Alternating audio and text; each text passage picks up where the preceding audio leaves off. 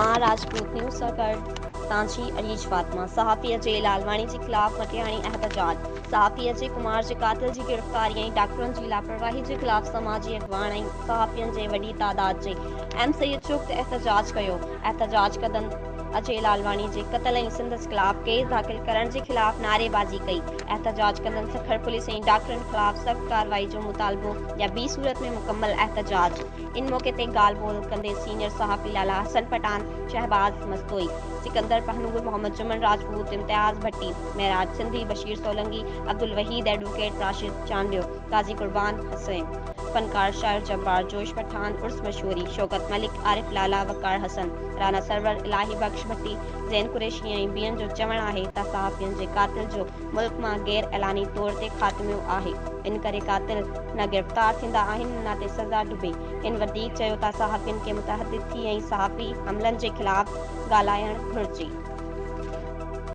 बात छो नारो हलायो इरफान समय के खिलाफ इन्हें जे करे छो त ऐसे का साहब फादर की अजकर गुजारो को ऐसे चोके और के बाद पास साफ के कोई जांच नहीं हुई और का पोप का नमूनो अगर चुकियो त शहर में गाड़ी चला रहे हो जरूर के दुकान पे उनके टारगेट करो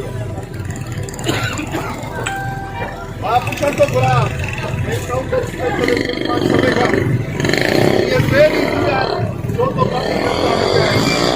बाकी जो बेकता इरफान जब जो शागिर्द को बियो मानू जो के हथ अचे तो हुकूमत उन्हनि खे पूरे मुक़ाबले में मारी थो। बाक़ी बहादुर आहिनि हेॾो मोतबर आहिनि त हे अजय लालवानी जा कातिल गिरफ़्तार करे ॾे ऐं उन ते दाख़िल पूरी न एफआईआर जी वज़ाहत पेश कर। इन जे करे असां इरफान समय जे ख़िलाफ़ नारा हणा आहिनि ऐं हणाईंदा रहंदासीं। ऐं सी को पहिरियों वाक़ियो कोन्हे सहाफ़ियुनि जे ख़िलाफ़ मुनज़िम रिथाबंदी तहत हमला थियनि था। असां सम्झूं था त असां जॾहिं तव्हां सहाफ़ियुनि जे लाइ बि ख़बर था असांजे लाइ बि ख़बर था चुप करे न रहियो। तव्हां चओ था त ॾाढा ॿ चंबा हयातनि सहाफ़ी खे पाण में वेठा आहियो था छा कयो।